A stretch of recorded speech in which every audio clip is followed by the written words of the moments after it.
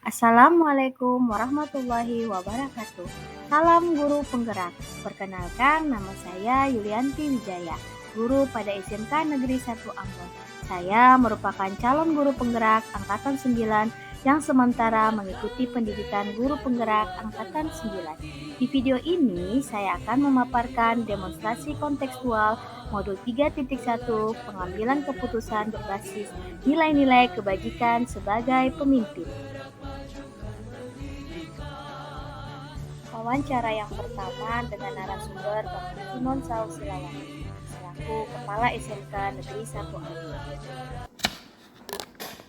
Jadi Ibu-Ibu, untuk soal nomor 1, bagaimana Anda dapat mengidentifikasi kasus-kasus yang merupakan dilema etika atau bujukan moral? Nah, selama ini kasus-kasus yang berkaitan dengan dilema etika itu bisa teridentifikasi langsung, misalnya kasus perkelahian ya, perkelahian siswa, kemudian terhadap proses pembelajaran guru dan sebagainya. Kalau kasus perkelahian siswa itu bisa langsung diketahui kasusnya. Tapi kalau misalnya berkaitan dengan pembelajaran guru di kelas, ya, itu berdasarkan informasi-informasi yang dikumpul. Bisa dari wali kelas, bisa lewat siswa sendiri, ataupun bisa juga lewat guru-guru mata pelajaran yang sama gitu. Ataupun juga kalau saya biasanya masalah-masalah yang berkaitan dengan dilema etika terhadap khususnya kepada peserta didik itu berdasarkan hasil data yang disampaikan oleh wali kelas ataupun ketua program. Itu. Jadi kasus-kasusnya itu diidentifikasi berdasarkan itu.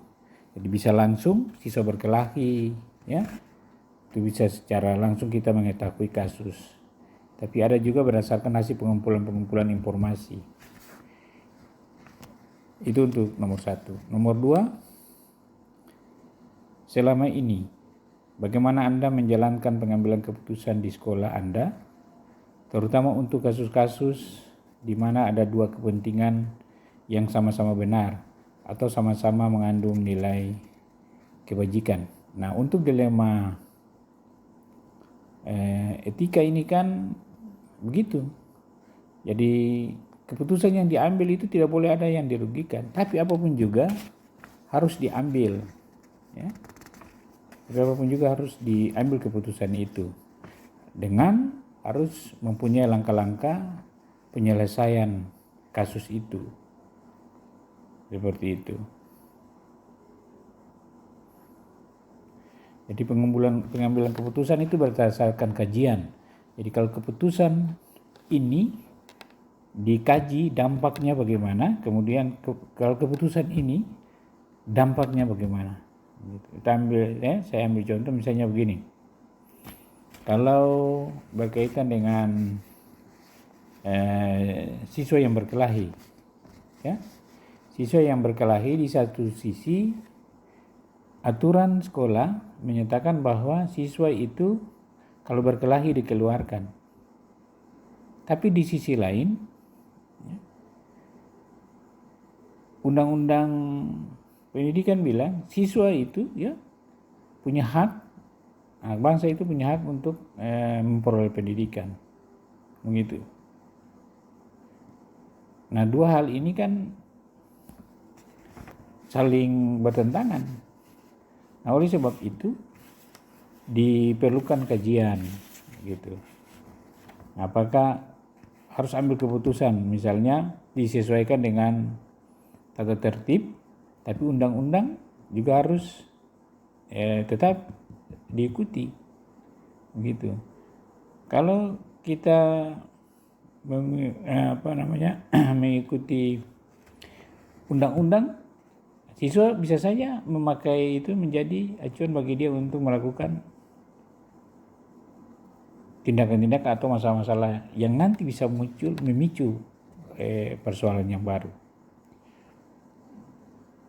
Jadi harus ada kajian. Jadi langkah-langkah atau prosedur seperti apa ya yang biasa Anda lakukan selama ini. Itu tadi nomor 2. Yang nomor 3, langkah-langkah atau prosedur seperti apa yang biasanya Anda lakukan selama ini. Jadi biasanya kalau langkah-langkah yang saya ambil, misalnya berkaitan dengan siswa ya, dengan siswa, ambil contoh saja nih, terhadap kehadiran siswa, kemudian apa yang harus diambil. Kalau misalnya siswa itu tidak hadir cukup lama, maka harus diambil langkah-langkah seperti lakukan pendekatan ya, wali kelas, kemudian nanti mengidentifikasi masalahnya, apa yang menjadi persoalan sehingga dia tidak hadir ke sekolah, sampai kepada keputusan yang terakhir oleh kepala sekolah berkaitan dengan apa boleh lanjut atau tidak, begitu. Dia ada langkah-langkah atau prosedur ya yang harus diikuti. Misalnya juga seperti berkaitan dengan sumbangan pendidikan, pembayaran sumbangan pendidikan misalnya. Jadi sumbangan pendidikan itu kan bukan menjadi alasan bahwa siswa itu tidak bisa bersekolah. Tapi di sisi lain sumbangan pendidikan punya manfaat, punya peran yang sangat besar di dalam menata sistem. Ya. Nah, terhadap ini, kalau misalnya kedapatan bahwa ada siswa yang orang tuanya belum berpartisipasi aktif, maka langkah-langkah yang harus dilakukan adalah melakukan pendekatan dengan orang tua melalui wali kelas, kemudian diundang, kemudian kita berdiskusi tentang persoalan yang dihadapi, masalah yang dihadapi, lalu kemudian yang terakhir kebijakan yang diambil oleh kepala sekolah. Gitu.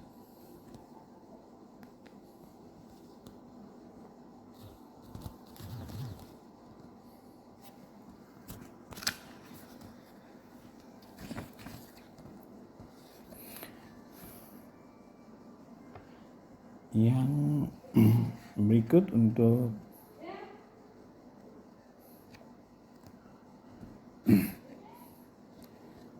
nomor 4, hal apa saja yang selama ini Anda anggap efektif dalam pengambilan keputusan pada kasus-kasus dilema etika. Ya, jadi yang efektif itu adalah kita mengurai masalah itu dulu, kemudian ditangani ya, secara berjenjang, kemudian sampai terakhir keputusan yang harus diambil oleh kepala sekolah. Gitu. Nomor 5, hal-hal apa saja yang selama ini merupakan tantangan dalam pengambilan keputusan pada kasus-kasus dilema etika. Kalau yang lain yang berkaitan dengan siswa langsung ya di lingkungan sekolah itu tidak terlalu sulit. Tapi kalau berkaitan dengan melibatkan orang tua dalam pengambilan keputusan yang melibatkan orang tua, itu yang sedikit sulit. Jadi orang tua kurang merespon apa yang dilakukan ya, jalan keluar yang diambil atau ditempuh oleh sekolah untuk mengambil keputusan berkaitan dengan ini dilema etika. Karena untuk mengambil keputusan dengan terhadap dilema etika ini kan banyak faktor yang harus diperhitungkan, gitu. Jadi kalau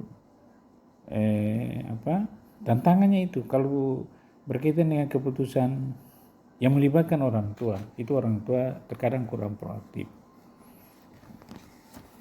Ya terhadap kasus-kasus tertentu ya. Tapi ya ada beberapa kasus atau masalah yang juga orang tua sangat proaktif dan itu diselesaikan dengan baik. Apakah Anda memiliki sebuah tata cara atau jadwal tertentu dalam sebuah penyelesaian kasus dilema etika? Apakah Anda langsung menyelesaikan di tempat atau memiliki sebuah jadwal untuk menyelesaikan bentuk atau prosedur seperti apa yang Anda jalankan? Jadi kasus dilema etika ini tergantung dari kasus itu. Misalnya ada kasus yang bisa diselesaikan untuk saat itu, ataupun juga ada yang bisa beberapa tahap. Misalnya begini, ada kasus yang melibatkan guru dan siswa. Ya, disilakan masuk. Juga ada kasus-kasus yang kalau mengambil keputusan antara aturan dan perasaan itu juga sangat sulit diambil, ya. Apalagi terhadap siswa-siswa yang dari latar belakang ekonomi ataupun masalah keluarga. Itu yang sangat dilematis. Untuk kasus-kasus dilema etika nih untuk di sekolah sangat banyak, gitu ya. Jadi saya ulangi lagi, kalau berkaitan dengan masalah-masalah yang bisa diselesaikan, kita langsung selesaikan, gitu. Misalnya begini, ada anak yang berkelahi, ya, ada yang lihat, kemudian itu harus segera, ya, dia harus menyampaikan apa yang dia lihat. Nah itu, jadi di situ peran guru, ya, peran guru wali kelas dan juga dari guru BP untuk menyelesaikan, bisa satu hari. Tapi kalau yang melibatkan guru, kemudian ya masalahnya ada melibatkan guru, kemudian melibatkan siswa, nah itu juga perlu keterlibatan orang tua dalam pengambilan keputusan. Apalagi kalau persoalannya sudah melibatkan orang tua, nah ini cukup memakan waktu. Oleh sebab itu pasti ada jadwal-jadwal yang dibuat untuk pertemuan-pertemuan untuk menyelesaikan masalah ini. Itu yang keenam, ya. Yang ketujuh, adakah seseorang atau faktor-faktor apa yang selama ini mempermudah atau membantu Anda dalam pengambilan keputusan dalam kasus-kasus dilematika? Adakah seseorang atau faktor-faktor apa yang selama ini mempermudah atau membantu Anda dalam pengambilan keputusan dalam kasus-kasus dilema etika? Ya pasti gini. Yang pertama, kalau berkaitan dengan siswa itu berarti ada peran wali kelas, peran guru mata pelajaran, ya, dan peran BK. Ya, di samping guru-guru yang lain. Samping itu juga faktor-faktor yang selain mempermudah adalah dengan data. Jadi pengambilan keputusan itu bukan saja berdasarkan apa yang diinformasikan, tapi juga berdasarkan data yang dipunyai itu, ya. Lalu kemudian kalau mengambil keputusan dengan itu, ya seperti nomor 2 yang tadi, itu harus dikaji dengan betul dampak-dampaknya. Kemudian yang nomor 8, dari semua hal yang telah disampaikan, pembelajaran apa yang dapat Anda petik dari pengalaman Anda mengambil keputusan dilema etika? Jadi gini, kalau menurut saya, jadi pengambilan keputusan yang berkaitan dengan dilema etika, kalau kita berdasarkan perasaan di sekolah ya, berdasarkan perasaan maka pasti ada aturan yang akan dilanggar, begitu. Tapi kalau berdasarkan aturan maka pasti ada siswa yang dirugikan, begitu. Oleh sebab itu dalam pengambilan keputusan yang berkaitan dengan kasus-kasus dilema etika itu perlu dikaji dari berbagai segi, baik itu dari segi aturan, dari segi perasaan atau kemanusiaan. Lalu kita mengambil jalan tengah sehingga dalam pengambilan keputusan itu tidak ada yang dirugikan, baik itu siswa, guru sekolah maupun orang tua. Seperti itu. Saya pikir itu beberapa jawaban yang singkat saja. Wawancara yang kedua dengan narasumber Bapak Edward Lutomas, selaku Kepala Sekolah SMK Negeri 6 Ambon. Kasus yang pernah dihadapi oleh Bapak Edo berkaitan dengan standar kelulusan peserta didik atau kriteria kenaikan kelas berdasarkan nilai KKN, di mana peserta didik memiliki masalah terhadap kehadiran di sekolah, jarang mengumpulkan tugas-tugas yang diberikan guru di kelas, serta nilai akhir yang di bawah KKN. Satu sisi ingin menegakkan aturan, namun di sisi lain ada rasa kasihan, karena jika anak tidak naik kelas atau tidak lulus, sangat mempengaruhi mental dan anak akan memutuskan tidak mau bersekolah lagi atau putus sekolah. Pertanyaan pertama, selama ini bagaimana Bapak dapat mengidentifikasi kasus-kasus yang merupakan dilema etika atau bujukan moral? Jawabannya yaitu, berdasarkan kasus tersebut terjadi dilema etika yang ditandai dengan adanya pilihan yang sama-sama benar. Tidak ada bujukan moral dalam kasus ini, karena tidak ada pelanggaran hukum yang terjadi. Sehingga untuk mengidentifikasi antara dilema etika dan bujukan moral, perlu dilihat dari tipe kasus dan pilihan yang muncul. Pertanyaan yang kedua, selama ini bagaimana Bapak menjalankan pengambilan keputusan di sekolah Bapak, terutama untuk kasus-kasus di mana ada dua kepentingan yang sama-sama benar atau sama-sama mengandung nilai kebajikan? Jawabannya yaitu, selama ini dalam menjalankan pengambilan keputusan harus dimusyawarahkan dengan para wakasek, guru mata pelajaran, dan para wali kelas agar mendapatkan pertimbangan dalam memutuskan suatu permasalahan. Pertanyaan ketiga, langkah-langkah atau prosedur seperti apa yang biasa Bapak lakukan selama ini? Jawabannya, langkah atau prosedur yang biasa dilakukan adalah melakukan musyawarah dengan para wakasek, selanjutnya dirapatkan dengan Dewan Guru. Pertanyaan yang keempat, hal-hal apa saja yang selama ini Bapak anggap efektif dalam pengambilan keputusan pada kasus-kasus dilema etika? Jawabannya, hal yang dianggap efektif dalam pengambilan keputusan adalah adanya komunikasi dengan para wakasek dan guru di sekolah. Pertanyaan yang kelima, hal-hal apa saja yang selama ini merupakan tantangan dalam pengambilan keputusan pada kasus-kasus dilema etika? Jawabannya, tantangan dalam pengambilan keputusan adalah kurangnya kesadaran tentang pentingnya pendidikan dari diri peserta didik dan orang tua atau wali. Pertanyaan yang keenam, apakah Bapak memiliki sebuah tata kelola atau jadwal tertentu dalam sebuah penyelesaian kasus dilema etika?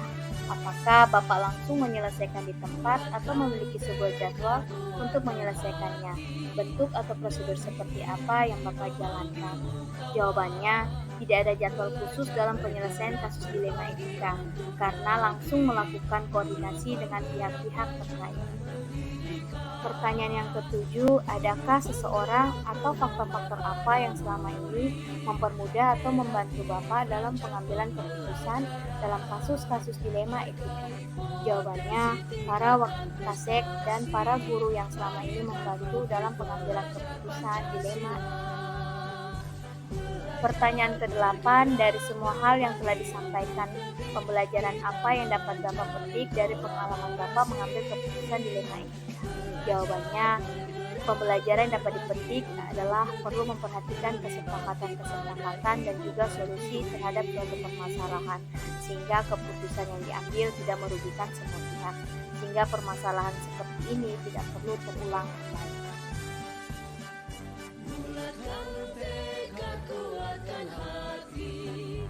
Analisis dan refleksi. Yang pertama, hal menarik yang muncul saat wawancara adalah kedua kepala sekolah memiliki cara sendiri untuk menyelesaikan suatu permasalahan, namun tetap berpijak kepada nilai-nilai kebajikan. Yang kedua, kepala sekolah tersebut sama-sama mengambil keputusan dengan paradigma rasa keadilan lawan rasa kasihan, dengan prinsip berpikir berbasis rasa peduli. Namun dalam pengambilan keputusan, belum ada prosedur menggunakan 9 langkah pengambilan dan pengujian keputusan. Selanjutnya, rencana ke depan harus adanya prosedur khusus dalam mengambil keputusan, sehingga dapat diukur seberapa efektif hasil pengambilan keputusan tersebut dilihat dari faktor risiko atau dampaknya. Dan saya akan menerapkan pengambilan keputusan dilema etika dengan berdasar pada paradigma dan prinsip yang sesuai dengan kasus yang dihadapi dan mengujinya menggunakan 9 langkah pengambilan keputusan sehingga diperoleh hasil keputusan yang bijaksana. Saya juga akan menerapkan proses pengambilan keputusan secepatnya dimulai dari lingkup terdekat yaitu lingkungan kelas saat menyelesaikan kasus yang dihadapi oleh peserta didik. Demikianlah demonstrasi kontekstual modul 3.1 pengambilan keputusan berbasis nilai-nilai kebajikan sebagai pemimpin. Kiranya Bapak dan Ibu guru hebat dapat memberikan saran dan masukan terhadap video yang saya buat. Jadilah guru penggerak yang bergerak, tergerak, dan menggerakkan. Salam guru penggerak. Wassalamualaikum warahmatullahi wabarakatuh.